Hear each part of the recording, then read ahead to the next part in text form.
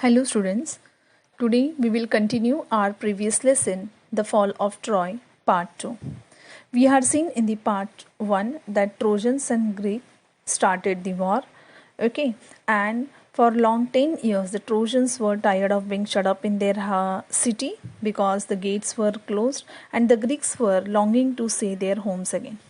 But still the fighting went on in between Trojans and the Greeks. As our lesson is the fall of Troy. Yes, the Troy had been taken by the Greeks, but not by force, but by a trick. What was the trick played by the Greeks? We will see.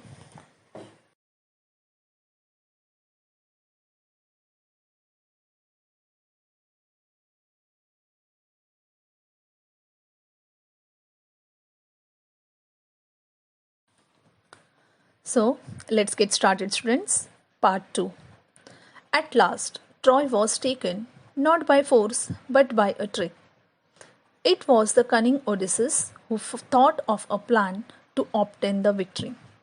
Yes, I have already told you that the Troy was captured by the Greek people, but by a trick.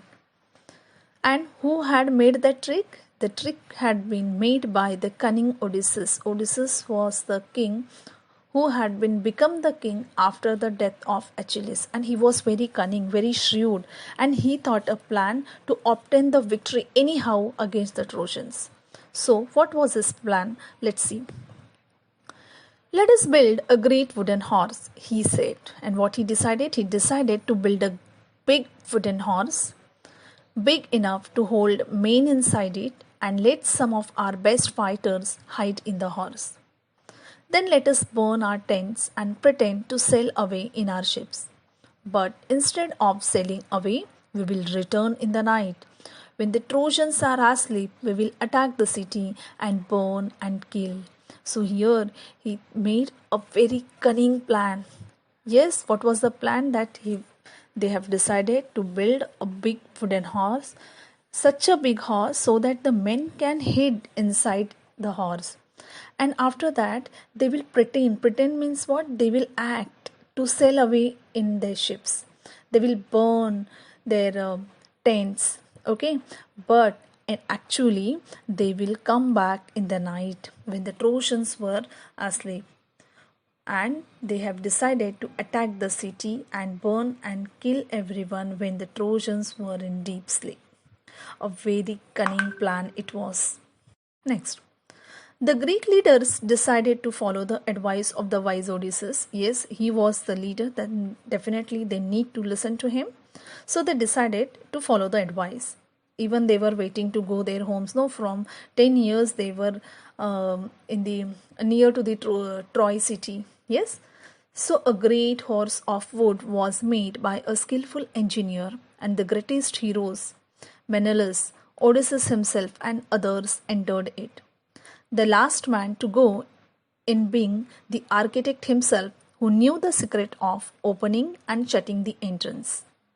See the picture alongside, you can see such a big horse, wooden horse they had made. Okay, and the heroes like Menelaus, Odysseus, and the others also entered and hid inside the horse. And at last, who was the person? Yes, architect. Why architect was needed? Because architect knew the secret of opening and shutting the entrance. That evening, the Greeks burned their tents and sailed away in their ships, but they did not go very far. Only one man was left behind to persuade the Trojans to drag the horse into their city. You know, that evening itself they have decided to implement their plan, and the Greeks burned their tents and sailed away in their ships, but actually they did not go anywhere.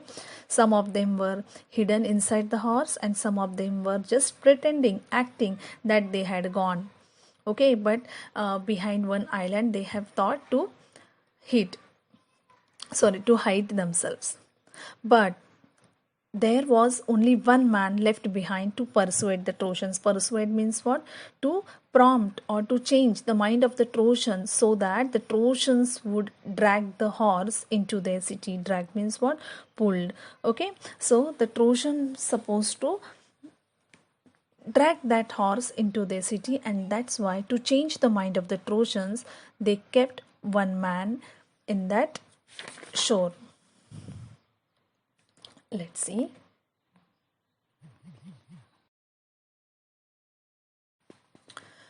Next day, the Trojans woke up expecting to go out and fight as they had done for the past 10 years. What they were doing from last 10 years, they were going out fighting either in the group or single fighting it was. Okay, so same way they were expecting the same fight, but what delight and surprise they felt at the sight they saw on the seashore outside the walls. It seemed that the long siege was over at last. The tents had been burned, the shore was deserted, the Greek ships had all gone. And the Trojans became very surprised. They felt finally that everything is over, the siege was over, because they have seen over there the tents had been burnt and the Greek ships also had all gone. That's why they became very happy, delighted. It's peace at last, they cried, and opened wide their gates and came out in large numbers on the plain, glad to be free again to go where they pleased. Then they saw on the sands the huge wooden horse. They gathered round it in astonishment, for it was indeed a wonderful piece of work. And finally they saw that there is a peace everywhere, and that's why what did they do? They opened their gates and came out in the large numbers. But there, what did they find? They found a huge wooden horse. And what they have done? They gathered around that horse in the astonishment, meaning in a great surprise, for it was indeed a wonderful piece of work. Really, it was very beautiful and very huge it was. As they were wondering how the horse had been built and why it had been left behind, they found a Greek with his hands tied together lying under it. When the Trojans dragged him out, the man pretended to be very frightened of them. When he was commanded to tell them why the Greeks had gone and why they had left this horse behind, he pretended to tremble very much and refused to speak. See, when they were very surprised to see the horse, okay, how the horse had been built, why it had been built, so many questions were there in their mind. Okay, but when they were thinking about this, they found a Greek with his hand tied together lying under it. We knew that who was this man. This man was purposely kept over there. Why? So that he can change the mind of the Trojans. And yes, their plan got the success. When the Trojans dragged him out, pulled him out, the man pretended, he acted that he was very frightened. Okay, he was very afraid of the Trojans. And when he was commanded to tell them the truth, why that Greeks had gone and why this horse has been left behind, again he pretended to tremble. Tremble means what here? He is shivered very much, and initially he refused to speak anything. But when at last they threatened him, he opened his mouth.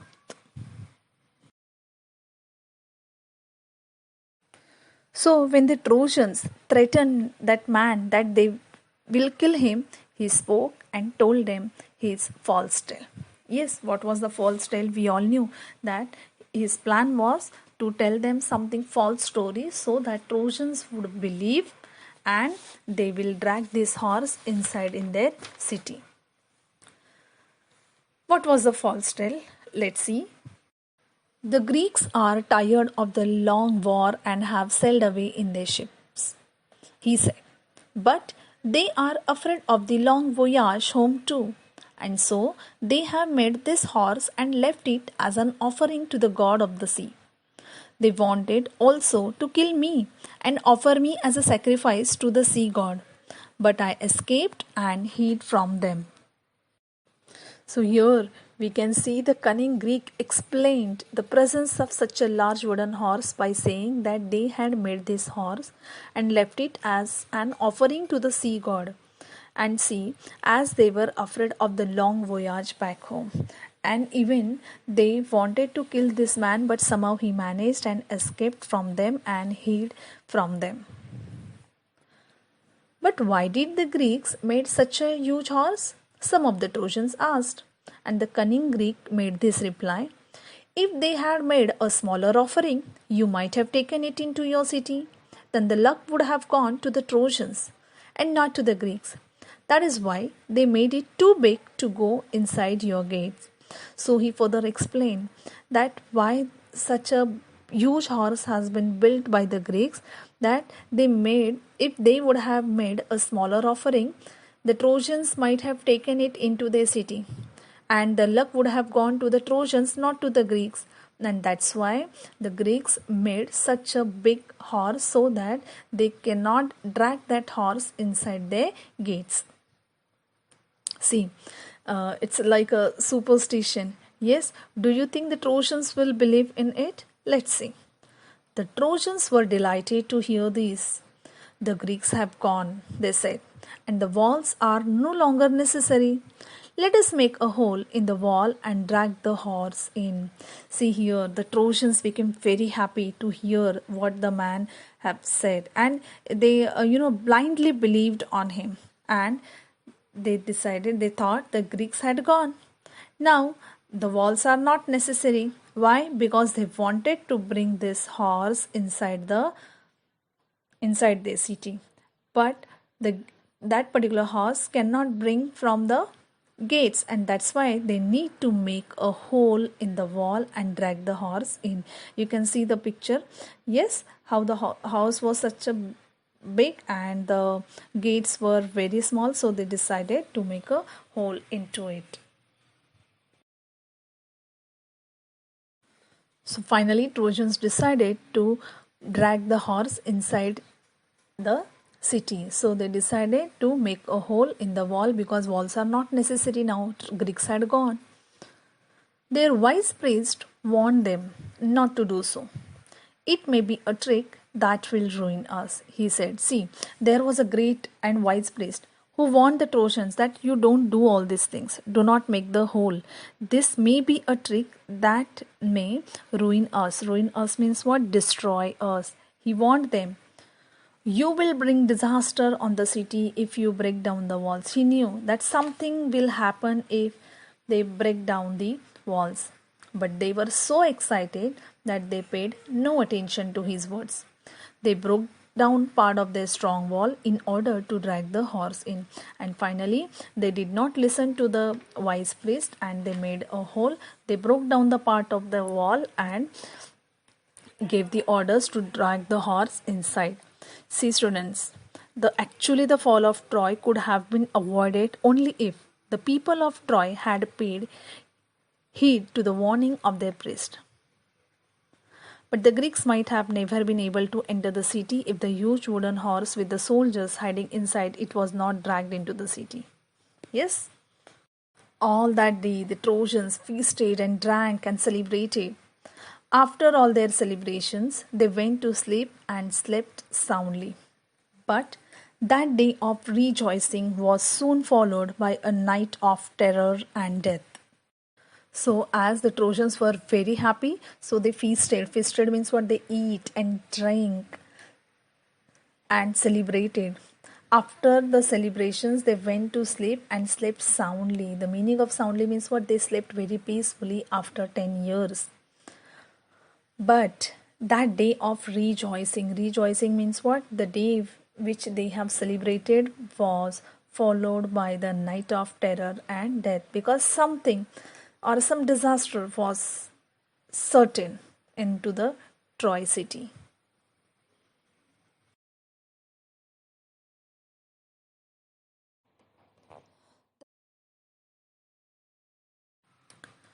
The Greek ships had not sailed far. As soon as they were hidden by an island, they had lowered their sails and dropped anchor and waited for the night. In the darkness, the fleet sailed back, and the leading ship, which was Agamemnon's, bore a red light high on its mast. The Greek, who was watching for the return of the fleet, crept to the wooden horse and gave the signal. The side of the horse opened. The Greeks climbed out and opened the gates. The whole Greek army entered the sleeping city. Immediately, the Greeks set fire to houses and towers and palaces and began to burn and kill. See, students, the Greek ships remained hidden from Troy by lowering their sails and dropping their anchors behind an island away from the coast so that the Trojans would think that the Greeks had gone, but actually it was not. As soon as they received the signals, the ships came back near to the Trojans, near to the Troy city. In the side of the horse also open, you can see in the picture the ships came back, and the gates or the entrance of the horse also opened. All the Greeks, the Menelaus, the soldiers, brave soldiers, courageous, everyone, they entered, they came out from the horse and they entered into the city and they attacked on the city when the Trojans were in a deep sleep. They set fire to the houses and towers and palaces and began to burn and kill everything.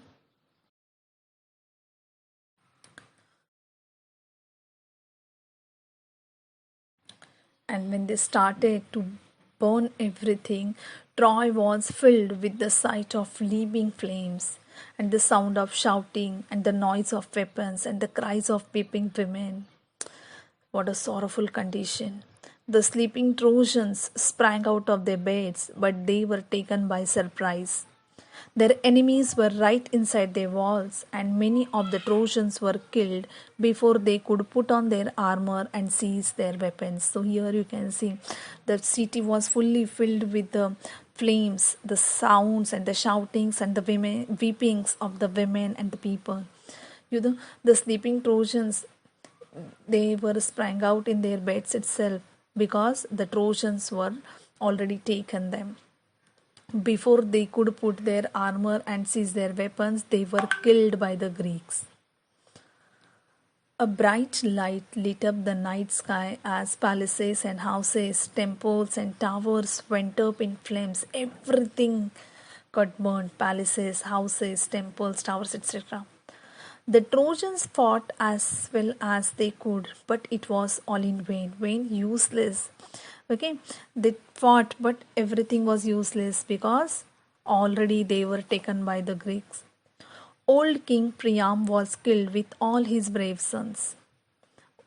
Hector's wife and his old mother and sisters were carried off as slaves by the conqueror. See the people. They had killed the Priam and Hector, who was the eldest son of Priam. They had taken his wife and his old mother and sisters, and they conquered them and they took them as a slaves with them. Their fate was in contrast to Helen's when King Menelaus rushed through the city looking for her and found her in her palace. And Menelaus entered into the city. He was searching his wife Helen everywhere. She hung her head in shame and sorrow as she faced her former husband. She was feeling ashamed of herself when she saw her former ex-husband. So she hung her head in shame, emotions. Her voice was choked with emotion and she could not speak. But Menelaus forgave her and she went back with him. For it was only Aphrodite who had turned her heart away from her home and her husband and her child.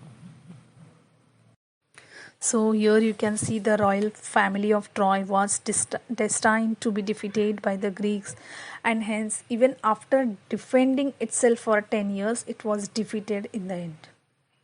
Helen was destined to be back with her husband. So after the defeat of the Trojans, she returned back to the Greece with her husband.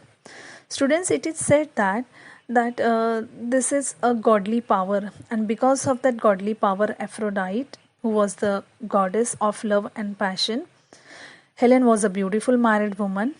Yet, because of her immense beauty, Paris fell in love with her and persuaded her to elope with her. In those days, the Greek gods and goddesses played a very, influential role in the peoples action, and this is the reason that the Helen eloped with Paris. When morning came, nothing was left of the proud rich city and had resisted attack for 10 years. So when the morning came, that night was really filled with the horror, yes, terror, everything, and during in the morning nothing was left. What was left? Only the proud rich city had been left, which had been attacked for long 10 years, and the horse was left out. Okay, students, so I'm sure you have understood the lesson. Now I want to tell you one more thing. So here we can imagine that this is only the the mistakes of the Trojan people who believed on the superstition.